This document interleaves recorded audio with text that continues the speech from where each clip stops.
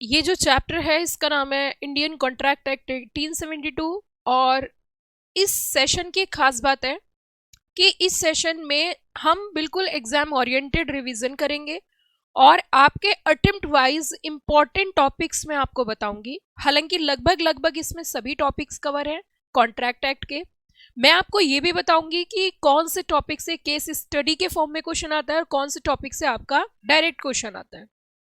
उसी के साथ साथ बच्चों, ये जो नोट्स आपको नजर आ रहे हैं, अगर आप ये नोट्स लेना चाहते हो तो इसी वीडियो के डिस्क्रिप्शन में जाके आपको व्हाट्सएप ग्रुप का लिंक मिल जाएगा।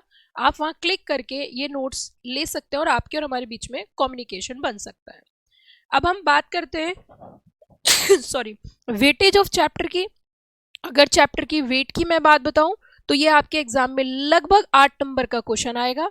8 में से 2 तरीके के क्वेश्चन हो सकते हैं, 5 मार्क्स की केस स्टडी और 3 मार्क्स का डायरेक्ट क्वेश्चन, या फिर दूसरा तरीका हो सकता है 4 मार्क्स की केस स्टडी, 4 मार्क्स का डायरेक्ट क्वेश्चन। अब हम बिना समय वेस्ट करे अपने टॉपिक की ओर एग्जाम ओरिएंटेड रिवीजन की तरफ आगे बढ़ते हैं। बट हाँ, ये जरूर पक्का है कि ये एग्जाम में बहुत इंपॉर्टेंट अच्छा खासा चैप्टर है, तो आप बड़े ही ध्यान से प्यार से इसको समझना। मैं कोशिश करूंगी कि आपको सभी कुछ इंपॉर्टेंट जो भी एग्जाम में आते हैं वो मैं आपको कवर करवाऊं और इस चैप्टर से आप स्ट्रेस फ्री हो जाओ पूरे तरीके से। सबसे पहले मैं आपको बताती हूँ, एक टॉपिक आता है that is to be e contract. E contract की वेटेज 3 मार्क्स है और आपके एग्जाम में कई बार आ जाता है। तो अगर हम ई कॉन्ट्रैक्ट की बात करें तो ई कॉन्ट्रैक्ट मतलब इलेक्ट्रॉनिक कॉन्ट्रैक्ट जो कि फॉर्म किए जाते हैं इलेक्ट्रॉनिक मीन्स से, या तो मेल से या वेबसाइट से या एप्लीकेशन से। इसका परफेक्ट एग्जाम्पल आपको देखने को मिलेगा फ्लिपकार्ट, अमेजोन, आपकी ब्लिंकिट। ये तमाम जितने भी कॉन्ट्रैक्ट्स होते हैं ये ऑनलाइन फॉर्म में होते हैं। और इसमें खास बात ये है कि हमारी जो आईटी एक्ट है वो आईटी एक्ट के तहत ई कॉन्ट्रैक्ट को रिकॉग्नाइज किया गया है। लेकिन इसमें भी एक चीज हमें ध्यान रखनी है, इसके अंदर भी सारे इसेंशियल एलिमेंट्स जो सेक्शन 10 के कॉन्ट्रैक्ट के हैं वो प्रेजेंट होने चाहिए। तो आपका ये क्वेश्चन अगर पूछा जाएगा तो 3 मार्क्स का क्वेश्चन आएगा, 3 से ज्यादा की इस टॉपिक की वेटेज नहीं है। या फिर घुमाकर क्वेश्चन पूछा जा सकता है केस लॉज के फॉर्म में कि एक है ना, फ्लिपकार्ट से एक महिला ने कोई सामान मंगवाया लेकिन वो जो थी इनकैपेबल थी, नाउ यहाँ पे कॉन्ट्रैक्ट वैलिड होगा या इनवैलिड। इस तरीके से इंटरलिंक करके क्वेश्चन पूछा जा सकता है। आपके एग्जाम में बहुत ज्यादा चांसेस है कि 3 मार्क्स में write a short note on e contract के बारे में पूछा जाए। तो e contract is the electronic form of contract जहाँ पे ई फॉर्म में कॉन्ट्रैक्ट्स किए जाते हैं। लेकिन इसमें भी विशेष रूप से ध्यान रखना है कि आपके सारे एसेंशियल एलिमेंट्स कॉन्ट्रैक्ट के प्रेजेंट होने चाहिए। दूसरा हम बात करेंगे बच्चों सोशल एग्रीमेंट्स की। अगर हम सोशल एग्रीमेंट्स की बात करें, एग्रीमेंट ऑफ सोशल और डोमेस्टिक नेचर्स के जो एग्रीमेंट्स होते हैं वो एनफोर्सिबल बाय लॉ नहीं होते हैं। अब इसका थोड़ा सा लॉजिक मैं आपको बताती हूँ और इसके केस स्टडी का नाम भी मैं बताती हूँ। जैसे कि एक केस था आपका बाल्फोर वर्सेस बाल्फोर का एक केस है, डिसाइडेड केस है। उसमें क्या होता है कि एक महिला रहती है, उनके हस्बैंड का और महिला के बीच में एक एग्रीमेंट था कि वो हर महीने उसको कुछ पैसे जो है वो घर के खर्चे के लिए भिजवाएंगी। लेकिन कुछ समय के बाद वो पैसा उनके हस्बैंड देना बंद कर देते हैं क्योंकि उनको ऐसा लगता है कि मेरी वाइफ चीटिंग कर रही है। ऐसी स्थिति में वो महिला कोर्ट में जाती है और केस फाइल करती है कि कॉन्ट्रैक्ट को ब्रीच किया जा रहा है। कोर्ट यहाँ पे बोलती है कि जिस कॉन्ट्रैक्ट को आप यहाँ पर लेकर आए हो ये out of the purview of this act है, क्योंकि सोशल और डोमेस्टिक एग्रीमेंट्स जो होते हैं वो एनफोर्सिबल बाय लॉ नहीं होते हैं। तो आपका ये केस के फॉर्म में क्वेश्चन आ सकता है, केस स्टडी के फॉर्मेट में, जैसे मैंने बताया एग्जाम्पल ड्राफ्ट कर दिया जाएगा। या फिर आपका दूसरा तरीके का क्वेश्चन आ सकता है कि एक फादर होते हैं अपने बच्चे से प्रॉमिस करते हैं कि बेटा एग्जाम में तू अगर बहुत अच्छा स्कोर करेगा तो मैं तुझे जो बाइक दिलवाऊंगा, लेकिन एग्जाम में परफॉर्म अच्छा करने के बाद भी बच्चे को बाइक नहीं दिलवाई जाती। ऐसी स्थिति में उसके जो फादर होते हैं वो मना कर देते हैं। बच्चा पिताजी को धमकी देता है कि पापा अगर आपने मुझे बाइक नहीं दिलवाई, इन दैट सिचुएशन मैं आपके अगेंस्ट क्या कर दूंगा, केस कर दूंगा। तो बच्चे को ध्यान रखना चाहिए, social agreements are not enforceable by law. Social agreements जो होते हैं वो एनफोर्सेबल बाय लॉ नहीं होते हैं। Are you got the point everybody? May I proceed for next topic. देखिए बच्चों, एक चीज ध्यान रखना, मेरा ऑब्जेक्टिव इस चैप्टर का एग्जाम ओरिएंटेड रिवीजन कराना है। एग्जाम के पॉइंट ऑफ व्यू से आपने अगर ये पूरा सेशन ले लिया तो ये बात पक्की है, you can easily score examination. अपना टारगेट 60+। अब हम अगले टॉपिक की ओर बढ़ते हैं, that is the essential elements of contract. What are the essential elements of contract? आपके एग्जाम में आ सकता है, रेयर चांसेस हैं, बट मुझे नहीं लगता एग्जामिनर यहाँ से क्वेश्चन पूछेगा। मैंने बड़े सिंपल तरीके से 3C3L प्लस FA करके प्रोविजन बना रखे हैं। Offer and acceptance, free consent, competent parties, lawful consideration, lawful agreement, ये तमाम एलिमेंट्स ऐसे हैं जो प्रेजेंट होने चाहिए। सेक्शन 10 में दिया गया है। अगर सेक्शन 10 में सारे एलिमेंट्स होते हैं तो काम हो जाता है टन टना टन। बहुत पुराने समय में ये क्वेश्चन पूछा जाता था, लेकिन मैंने लगभग सभी क्वेश्चंस कवर किए। Difference between offer and invitation to offer, जिसकी वेटेज 3 मार्क्स रहती थी। तो ऑफर और इनविटेशन टू ऑफर के बीच में डिफरेंस क्या है? ऑफर को प्रपोजल बोलते हैं, intention to create legal relation. Invitation to offer just to negotiate, not legally binding होता है। और अगर हम for example offer, I sell my bike for ₹50,000, this is an offer. And अगर गुड्स को डिस्प्ले कर दिया गया, that is known as invitation to offer. आगे हम बात करेंगे मोड्स ऑफ रिवोकेशन की, कितने तरीके से ऑफर रिवोक हो सकता है। तो ऑफर रिवोक हो सकता है कम्युनिकेशन के through, before acceptance, lapse of time की वजह से, रिजेक्शन, बाय या काउंटर ऑफर, या फिर डेथ या इंसेनिटी ऑफर, या failure of condition. Revocation must reach to offer to be effective. आगे हम बात करेंगे कॉन्ट्रैक्ट बाय पोस्ट की। क्या कॉन्ट्रैक्ट पोस्ट के थ्रू हो सकता है? एक्सेप्टेंस कंप्लीट मानी जाएगी when letter is posted, even if letter delayed और लॉस्ट। ये भी एक क्वेश्चन है, वैसे अभी भी मैं फिर से बता रही हूँ आपको, एग्जाम में आने के चांसेस जो है वो बहुत बहुत ज़्यादा रेयर चांसेस है।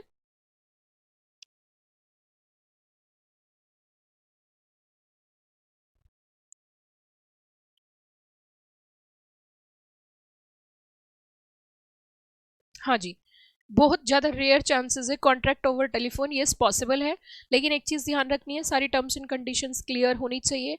अगर टेलीफोन लाइन डेड हो जाती है लेकिन उसके बावजूद आप एंटायर कन्वर्सेशन रिपीट कर देते हो, then in that situation communication must be clear and both parties aware, तो वैलिड कॉन्ट्रैक्ट हो सकता है। आगे बच्चों, एग्जामिनर इस टॉपिक से भी बहुत ज़्यादा क्वेश्चन पूछते हैं, बहुत एक्सेसिव क्वेश्चन पूछे जाते हैं। किस टॉपिक से जरा मैं बताती हूँ आपको, doctrine of privity of contract. ये एक ऐसा टॉपिक है, इससे बार बार एग्जामिनर क्वेश्चन पूछ रहा है, मतलब लगभग हमने देखा कई बार एग्जामिनर क्वेश्चन पूछ रहा है। क्या क्वेश्चन है वो जरा देखते हैं। वो ये रहता है कि जो आपकी डॉक्ट्रिन है, एक तो section 25, if there is no consideration there is no contract. अगर कोई कंसिडरेशन नहीं है तो कोई कॉन्ट्रैक्ट भी नहीं है। अब जरा समझना, ये कहता है कि agreement without consideration are void unless they are in writing, registered and made on account of love affection between parties standing near rear relationship. मतलब एक ही पॉइंट में हमने सारी चीजें कवर करी। सबसे पहले तो ये देखिए कि क्या अगर कोई कंसिडरेशन नहीं है तो कॉन्ट्रैक्ट हो सकता है? Answer is no. If there is no consideration there is no contract, but here is some exceptional situations, और वो एक्सेप्शनल सिचुएशन में है कि अगर आपका जो कॉन्ट्रैक्ट हुआ है वो नेचुरल लव एंड अफेक्शन के दौरान है, राइटिंग में है, रजिस्टर्ड है और नियर डियर रिलेशनशिप में है, तो अगर कंसिडरेशन नहीं भी है तो भी कॉन्ट्रैक्ट माना जाता है। इतनी बात समझ में आ गई? जो बच्चे पढ़ते जा रहे हैं एक बार रिप्लाई करते जाएं। क्या ये पॉइंट क्लियर हो गया? इसमें तो कोई दिक्कत नहीं है, ये पॉइंट सब बच्चों को क्लियर हो गया ना? मे आई प्रोसीड फॉर नेक्स्ट? ये सारे बच्चों को क्लियर हो गया? अगर ये क्लियर हो गया तो मैं थोड़ा सा धीरे धीरे स्टेप बाय स्टेप आगे चलती हूँ। अभी तो किसी को कोई दिक्कत नहीं है? मे आई प्रोसीड फॉर नेक्स्ट? चलिए जी, चलिए जी, तो धीरे धीरे स्टेप बाय स्टेप आगे बढ़ते हुए, धीरे धीरे स्टेप बाय स्टेप आगे बढ़ते हुए बच्चों ध्यान देते जाना। बिल्कुल वही टू द पॉइंट चीजें, मैंने कहा ना कि अगर सिर्फ वही काम किया जाए जो जरूरी है तो बहुत अच्छा स्कोर हम कर लेते हैं। तो अगर मैं बताऊं आपको, ये थी हमारा सेक्शन नंबर 25। अब मैं थोड़ा सा आगे बढ़ती हूँ, और doctrine of privity of contract. लेकिन इससे आगे बढ़ने से पहले मैं आपको बताती हूँ यहाँ से एग्जाम में क्वेश्चन किस तरीके का पूछा जाएगा, वो जरा देख लेते हैं। आपके एग्जाम में यहाँ से क्वेश्चन पूछा जाएगा कि बेसिकली क्या है कि एक फादर होते हैं, अपनी डॉटर को एक गिफ्ट दे देते हैं, लाइक कोई प्रॉपर्टी दे देते हैं, और उस प्रॉपर्टी के बदले कोई कंसिडरेशन नहीं लेते, तो क्या ये वैलिड कॉन्ट्रैक्ट होगा? बताइए, जल्दी से रिप्लाई करके बताओ, क्या ये वैलिड कॉन्ट्रैक्ट होगा? Reply me fast. क्या ये वैलिड कॉन्ट्रैक्ट होगा? Come on reply. क्या ये वैलिड कॉन्ट्रैक्ट होगा? आंसर इज यस, ये वैलिड कॉन्ट्रैक्ट होगा। ऑफ कोर्स, क्यों? क्योंकि ये नियर एंड डियर रिलेशनशिप है, प्रोवाइडेड उनको उसे रजिस्टर्ड साइन प्रॉपर होना चाहिए। अब मैं अगली डॉक्ट्रिन की तरफ बढ़ूंगी, that is doctrine of privity of contract. इसमें पता है क्या कहते हैं, सिर्फ कॉन्ट्रैक्टिंग पार्टी ही केस फाइल कर सकती है। अगर आप कॉन्ट्रैक्टिंग पार्टी नहीं हो तो आप केस फाइल नहीं कर सकते। Only parties to the contract can enforce rights and obligation arising from it. Third party can not sue or be should. अब देखो इसके कुछ एक्सेप्शंस हैं लेकिन, और इसके एक्सेप्शन की अगर मैं बात बताऊं आपको, तो ये जो नो कंसिडरेशन नो कॉन्ट्रैक्ट वाला, बच्चों ये भी दिसंबर के लिए बहुत इंपॉर्टेंट टॉपिक है, जो बच्चे पढ़ रहे हैं ध्यान देना।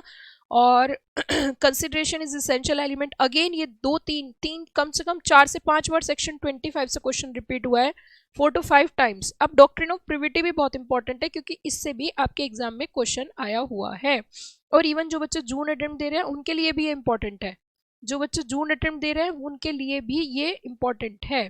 ठीक है बच्चों, तो देखिए अगर हम बात करें सिर्फ कॉन्ट्रैक्टिंग पार्टी ही केस फाइल कर सकती है, अगर आप कॉन्ट्रैक्टिंग पार्टी नहीं हो तो आप केस फाइल नहीं कर सकती। लेकिन इसके कुछ एक्सेप्शंस हैं, जैसे कि ट्रस्ट में, एजेंसी रिलेशनशिप है, असाइनमेंट ऑफ कॉन्ट्रैक्ट है, contract for benefit of third person है, कॉन्ट्रैक्ट रिलेटिंग टू प्रॉपर्टी है, स्टैट्यूटरी एक्सेप्शंस है। अब देखो यहाँ पे अगर हम बात करें तो ये थी हमारी कहीं ना कहीं अभी तक इस वाले टॉपिक से, जो टॉपिक नंबर 2 मैंने पढ़ा है, इसमें से आपके 5 मार्क्स का एक क्वेश्चन आएगा, या तो क्वेश्चन आएगा doctrine of privity of contract से, या क्वेश्चन आएगा सेक्शन 25 से। तो ये दोनों ही टॉपिक बहुत इंपॉर्टेंट रहे। अब मैं अगले टॉपिक की ओर बढ़ रही हूँ, that is the capacity of a party. अगर बच्चों में कैपेसिटी की बात करूं तो देखो, एक आपके एग्जाम में दिसंबर 2022 में यहाँ से क्वेश्चन पूछा गया था, दिसंबर 2022 में। पहले मैं इस टॉपिक को बता देती हूँ कि टॉपिक क्या है। इसमें बोला गया कि जिन कैपेसिटी अगर आपके पास है, मतलब कॉन्ट्रैक्ट करने के लिए कैपेसिटी चाहिए, सेक्शन नंबर 11 कहता है every person is capable to enter into contract who is of sound mind, major and not disqualified by any law. तो मतलब मुद्दा ये उठता है कि माइनर के थ्रू किया गया कॉन्ट्रैक्ट क्या माना जाएगा, वॉइड एब इनिशियो। बिल्कुल सही बात है, और इसका एक डिसाइडेड केस है मोरी बीवी वर्सेस धर्मोदास घोष। तो अब यहाँ पे पार्टीज जो है ना वो क्या होनी चाहिए, मेजर होनी चाहिए, साउंड माइंड और not disqualified by any law. अब मैं आपको बताती हूँ इसमें क्वेश्चन क्या आता है।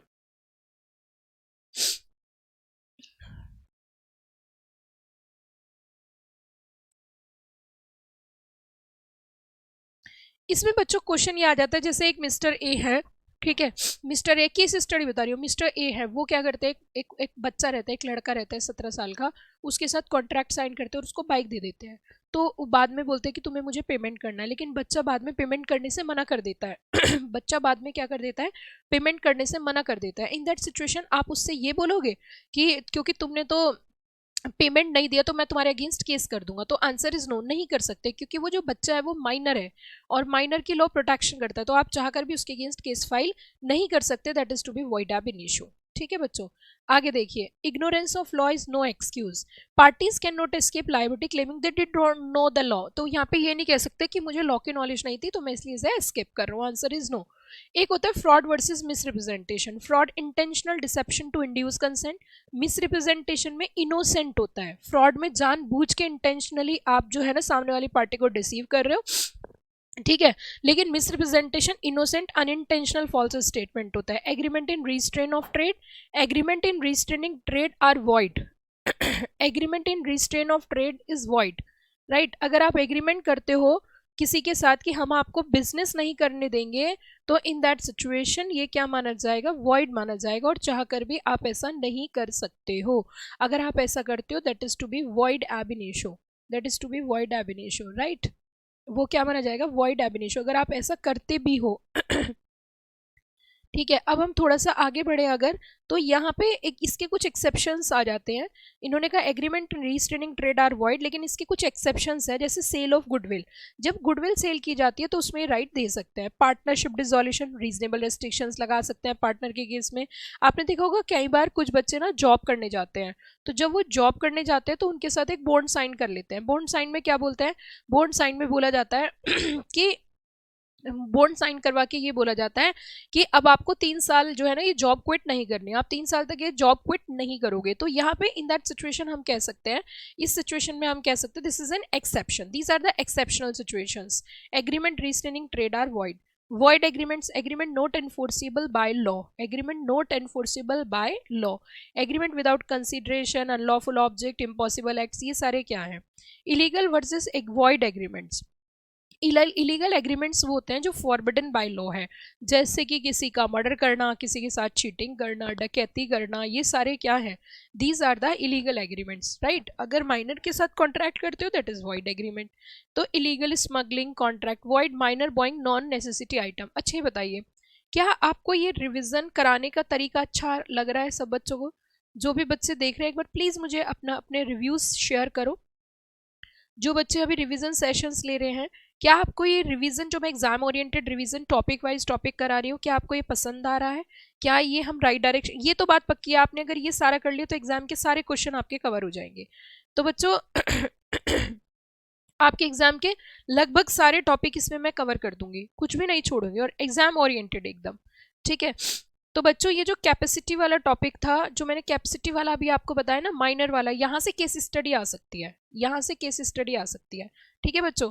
अब थोड़ा सा और आगे चलते हैं और अगले टॉपिक हम कवर करते हैं। अगले टॉपिक में हम बात करेंगे क्या agreement oppose to public policy अगर है, agreement oppose to public policy क्या होता है। तो देखिए हमारी जो गवर्नमेंट है ना, वो अपनी कुछ पब्लिक पॉलिसीज बना के रखती है जो कि सिटीजन की प्रोटेक्शन के लिए होती है। अगर आप उन पॉलिसीज के अगेंस्ट जाके कोई भी काम करोगे that is agreement oppose to public policy. जैसे कि ब्राइबरी कॉन्ट्रैक्ट है, पाकिस्तान के साथ कोई कॉन्ट्रैक्ट कर रहे हो दैट इज वो भी अलाउड नहीं होगा। Agreement in restraint of trade, obvious सी बात है, अगर कोई ऐसा एग्रीमेंट है जो ट्रेड करने में बाधा क्रिएट कर रहा है that is to be void. लेकिन इसके एक्सेप्शन जैसे कि मैंने आपको ऊपर भी बताए थे। इलीगल वॉइड एग्रीमेंट्स मैंने आपको बता दिया। फिर उसके बाद आता है बच्चों डिस्चार्ज ऑफ कॉन्ट्रैक्ट। अगर डिस्चार्ज की मैं बात करूँ, डिस्चार्ज का मतलब है अपनी ऑब्लिगेशन पूरी कर देना। वो परफॉर्मेंस से हो सकती है, एग्रीमेंट से हो सकती है, इम्पॉसिबिलिटी, ऑपरेशन ऑफ लॉ और बाय ब्रीच। लेकिन मुद्दा ये उठता है कि इसकी रेमेडीज क्या क्या है, what are the remedies for breach of contract. तो एक तो डैमेजेस कंपनसेशन, ठीक है, स्पेसिफिक परफॉर्मेंस हो सकती है, स्टे जिसे इंजंक्शन बोलते हैं, क्वांटम मैरिट मतलब जितना आपने काम किया आपको उतना ही पेमेंट कर दिया गया, ठीक है। और ब्रीच की अगर मैं बात करूँ तो ब्रीच बच्चों दो तरीके का होता है, एक होता है एंटिसिपेटरी ब्रीच और एक होता है एक्चुअल ब्रीच। एंटिसिपेटरी ब्रीच का मतलब होता है परफॉर्मेंस ड्यू होने से पहले ही मना कर देना, that is known as anticipatory breach. और एक्चुअल ब्रीच होता है जिस दिन परफॉर्मेंस ड्यू है उस दिन मना करना। फिर हम थोड़ा सा आगे चलेंगे, quantum merit, as much as earned reasonable remuneration for part performance used when contract cannot be performed fully, लेकिन हाफ ऑफ द कॉन्ट्रैक्ट अगर परफॉर्म कर दिया तो उतना पेमेंट मिलना चाहिए। एंटिसिपेटरी ब्रीच की अगर मैं बात करूँ, one party repudiate contract before due date, मैंने आपको जैसा कि बताया, और एक्चुअल ब्रीच ड्यू डेट पर ही मना कर देना, ठीक है। फिर हम बात करेंगे क्वाशी कॉन्ट्रैक्ट्स की। क्वाशी कॉन्ट्रैक्ट का मतलब होता है seems to be like a contract, seems to be like a contract मतलब not a full fledged contract but having some features of contract। और क्वाशी कॉन्ट्रैक्ट्स जो होते हैं वो होते हैं आपके डॉक्ट्रिन ऑफ अनजस्ट एनरिचमेंट के नाम पे।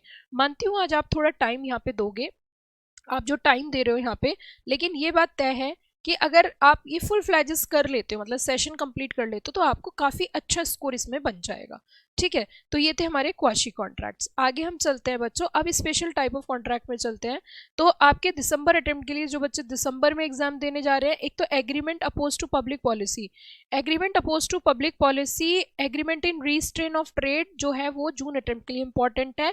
और जो बच्चे दिसंबर अटेम्प्ट का एग्जाम देंगे, difference between illegal and void agreement is very important, illegal and void agreement. फिर डिस्चार्ज जो है वो जून के लिए है, जो बच्चे जून की प्रिपरेशन कर रहे हैं, डिस्चार्ज जून अटेम्प्ट में ही आएगा, आपके आने के बहुत रेयरेस्ट टू रेयरेस्ट चांसेस हैं, ठीक है। उसके बाद अगर मैं बात करूं आपके साथ, क्वाशी कॉन्ट्रैक्ट दिसंबर अटेम्प्ट के लिए इंपॉर्टेंट है, दिसंबर अटेम्प्ट के लिए बहुत इंपॉर्टेंट है। और अब जो मैं टॉपिक पढ़ाने जा रही हूँ ये तो रट्टा मार लेना भाई, मैं देखो पूरे टॉपिक में से ना, ऐसा नहीं है कि हर टॉपिक को इंपॉर्टेंट बताती हूँ, वैसे तो मैंने इंपॉर्टेंट ही टॉपिक कवर किए हैं, लेकिन जो कमिंग दिसंबर में एग्जाम देने वाले हैं उनके लिए कॉन्ट्रैक्ट ऑफ इंडेमिनिटी इतना ज्यादा इंपॉर्टेंट है कि 4 मार्क्स का आएगा ही आएगा, ठीक है। Contract of indemnity and contract of guarantee. तो अगर हम कॉन्ट्रैक्ट ऑफ इंडेमिनिटी की बात करें, contractor where promise to save the promisee from loss caused uncertain event. जब भी कभी किसी व्यक्ति को प्रोटेक्ट किया जाता है, सेव किया जाता है फ्यूचर लॉसेस से, तो उसमें जो एग्रीमेंट किया जाता है, जो कॉन्ट्रैक्ट किया जाता है उसे बोलते हैं कॉन्ट्रैक्ट ऑफ इंडेमिनिटी। जो इस तरीके का वादा बोलते हैं उसे बोलते हैं हम इंडेमिनीफायर। जिसको ये राइट जिसके लिए कॉन्ट्रैक्ट किया जाता है उसे बोलते हैं इंडेमिनिटी होल्डर, ठीक है। उसके बाद हमारा आता है कॉन्ट्रैक्ट ऑफ गारंटी। अगर हम सिर्फ इंडेमिनिटी करें तो इसमें दो पार्टी होती है, one is a indemnifier and second one is indemnity holder. Liability primary indemnifier की, ठीक है, और कंसिडरेशन जो भी लॉस होता है वो पे करना पड़ता है। Example A promise B indemnify B against loss in transport of goods. ठीक है बच्चों, अब हम थोड़ा सा आगे चलते हैं और अगला टॉपिक हमारा आ जाता है इसमें, that is to be next topic is contract of guarantee. Next topic is contract of guarantee. तो एक सेकेंड, बस एक सेकेंड।